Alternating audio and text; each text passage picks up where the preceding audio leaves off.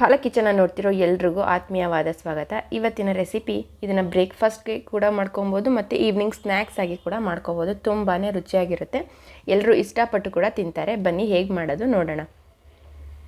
ನಾನಿಲ್ಲಿ ಒಂದು ಬಟ್ಲಿಗೆ 3 ಕಪ್ ಆಗೋಷ್ಟು ಗೋಧಿ ಹಿಟ್ಟು ತೊಗೊಂಡಿದ್ದೀನಿ. ಅರ್ಧ ಚಮಚ ಅಚ್ಕಾರದ ಪುಡಿ, ರುಚಿಗೆ ತಕ್ಕಷ್ಟು ಉಪ್ಪು, ಸ್ವಲ್ಪ ಚಿಟಿಕೆ ಅರಿಶಿನ ಹಾಕಿ ಡ್ರೈ ಮಿಕ್ಸ್ ಮಾಡ್ಕೊಳ್ತಾ ಇದ್ದೀನಿ.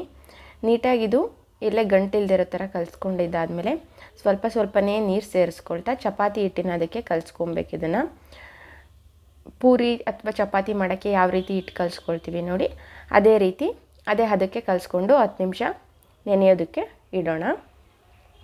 ನಂತರ ಒಂದು ಫ್ರೈಯಿಂಗ್ ಪ್ಯಾನ್ ಇಟ್ಕೊಂಡಿದ್ದೀನಿ. ಇಲ್ಲಿ ಪ್ಯಾನ್ ಸ್ವಲ್ಪ ಬಿಸಿ ಆದಮೇಲೆ ಸ್ವಲ್ಪ 1-2 ಚಮಚದಷ್ಟು ಎಣ್ಣೆ, ಅರ್ಧ ಚಮಚ ಜೀರಿಗೆ, ಹಾಗೆ ಕಟ್ ಮಾಡಿ ಇಟ್ಕೊಂಡಿರೋ ಅಂಥ 2 ಹಸಿಮೆಣ್ಸಿನ್ಕಾಯಿ, ಸ್ವಲ್ಪ ಕರಿಬೇವಿನ ಸೊಪ್ಪು ಸೇರಿಸ್ಕೊಳ್ತಾ ಇದ್ದೀನಿ. ಮತ್ತು ಕಟ್ ಮಾಡಿ ಇಟ್ಕೊಂಡಿರೋ ಅಂಥ 2 ಈರುಳ್ಳಿನ ಸೇರಿಸ್ಕೊಳ್ತಾ ಇದ್ದೀನಿ. ಈ ಈರುಳ್ಳಿ ಸ್ವಲ್ಪ ಮೆತ್ತಗಾಗಿ ಸ್ವಲ್ಪ ಗೋಲ್ಡನ್ ಕಲರ್ ಬರೋವರೆಗೆ ಇದನ್ನು ಫ್ರೈ ಮಾಡ್ಕೊಳ್ಳೋಣ.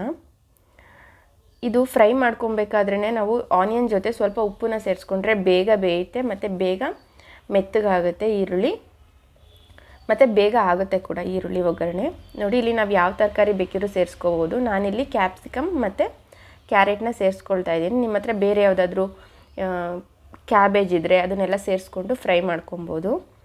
ಇದು ನೋಡಿ, 1 ನಿಮಿಷ ಫ್ರೈ ಆಗಿದ್ದಕ್ಕೆ ಅರ್ಧ ಚಮಚ ಖಾರ ಪುಡಿ, ಸ್ವಲ್ಪ ಚಾಟ್ ಮಸಾಲ, ಸ್ವಲ್ಪ ಗರಂ ಮಸಾಲ, ಸ್ವಲ್ಪ ಚಿಟಿಕೆ ಅರಿಶಿನ ಹಾಕ್ಕೊತಾ ಇದ್ದೀನಿ.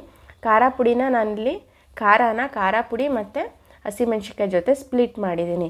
ನೀವು ಹಸಿಮೆಣ್ಸಿನ್ಕಾಯಿ ಬೇಡ ಅಂದರೆ ಸ್ಕಿಪ್ ಮಾಡಿ ಒಂದನ್ನೇ ಹಾಕ್ಕೋಬೋದು.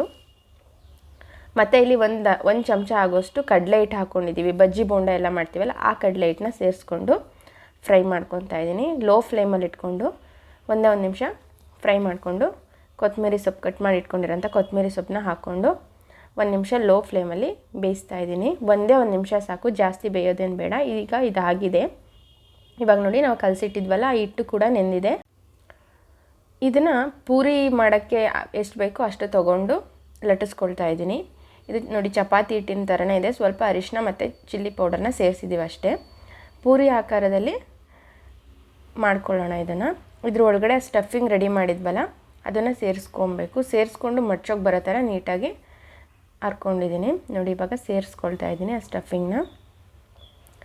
ಸ್ಟಫಿಂಗ್ನ ಸೇರಿಸ್ಕೊಂಡು ಇದು ಎಲ್ಲೂ ಓಪನ್ ಆಗದಿರೋ ಥರ ಫೋಲ್ಡ್ ಮಾಡಬೇಕು. ನೋಡಿ, ಈ ಥರ ಈಸಿಯಾಗಿ ಫೋಲ್ಡ್ ಮಾಡ್ಕೊಬೋದು. ಎಲ್ಲೂ ಓಪನ್ ಕೂಡ ಆಗೋದಿಲ್ಲ, ತುಂಬಾ ಚೆನ್ನಾಗಿ ಕೂಡ ಬರುತ್ತೆ.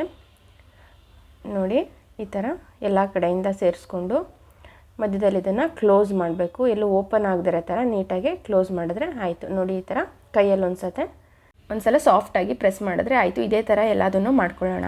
ಬನ್ನಿ, ಇವಾಗ ಒಲೆ ಮೇಲೆ ಪ್ಯಾನ್ ಕಾಯಕ್ಕಿಟ್ಟಿದ್ದೀನಿ. ಪ್ಯಾನ್ ಕಾಯ್ದಿದ ನಂತರ ಎಣ್ಣೆ ಹಾಕ್ಕೊಂಡು ಎಣ್ಣೆ ಸ್ವಲ್ಪ ಬಿಸಿಯಾಗಿ ಸ್ವಲ್ಪ ಕಾಯ್ದಿದ ತಕ್ಷಣ ಈ ಮಾಡಿಟ್ಕೊಂಡಿದ್ವಲ್ಲ ಇದನ್ನು ಶಾಲೋ ಫ್ರೈ ಮಾಡ್ಕೋಬೇಕು.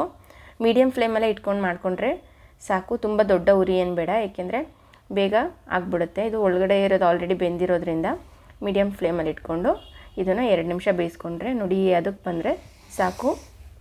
ತುಂಬಾ ಚೆನ್ನಾಗಿರುತ್ತೆ ಮತ್ತು ಟೇಸ್ಟಿಯಾಗಿ ಕೂಡ ಇರುತ್ತೆ. ಮತ್ತು ಇದನ್ನು ಈವ್ನಿಂಗ್ ಸ್ನ್ಯಾಕ್ಸ್ ಆಗಿ ಕೂಡ ಯೂಸ್ ಮಾಡ್ಬೋದು. ಒಂಥರ ನಾವು ಹೊರಗಡೆ ಎಲ್ಲ ಪಪ್ಸ್ ಎಲ್ಲ ತೊಗೊಳ್ತೀವಲ್ಲ, ಆ ಟೇಸ್ಟು ಕೂಡ ಬಂದಿರುತ್ತೆ. ಬ್ರೇಕ್ಫಾಸ್ಟು ಕೂಡ ಯೂಸ್ ಮಾಡ್ಬೋದು, ಚೆನ್ನಾಗಿರುತ್ತೆ. ನೀವು ಒಂದು ಸತಿ ಮನೇಲಿ ಟ್ರೈ ಮಾಡಿ ನೋಡಿ. ಇಷ್ಟ ಆದರೆ ಈ ರೆಸಿಪಿ ಒಂದು ಲೈಕ್ ಮಾಡಿ, ವಿಡಿಯೋನ ಶೇರ್ ಮಾಡಿ ಫ್ರೆಂಡ್ಸ್ ಆ್ಯಂಡ್ ಫ್ಯಾಮಿಲಿ ಜೊತೆ. ಹಾಗೆ ನಿಮ್ಮ ಅನಿಸಿಕೆ ಅಭಿಪ್ರಾಯಗಳನ್ನ ಕಮೆಂಟ್ ಮಾಡಿ. ನಿಮ್ಗೆ ಈ ವಿಡಿಯೋ ಇಷ್ಟ ಆಗಿದೆ ಅಂತ ಅಂದ್ಕೊಳ್ತೀನಿ. ಮುಂದಿನ ವಿಡಿಯೋದೊಂದಿಗೆ ಸಿಗೋಣ.